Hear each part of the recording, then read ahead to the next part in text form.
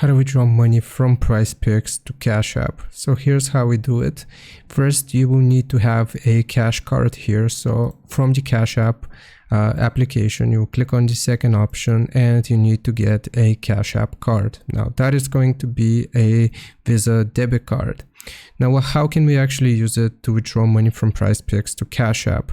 So I'll just refer us to this official website. So from the Prizepicks app, in the top left corner, you will have your balance and this menu. We'll click on the three lines on the menu and you should see an option called Request Withdrawal.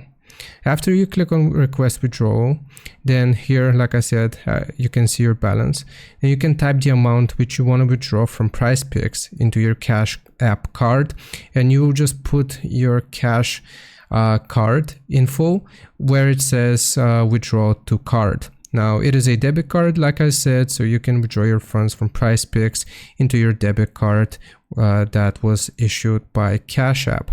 So I hope this helps. Leave a like and sub. I'll see you next time.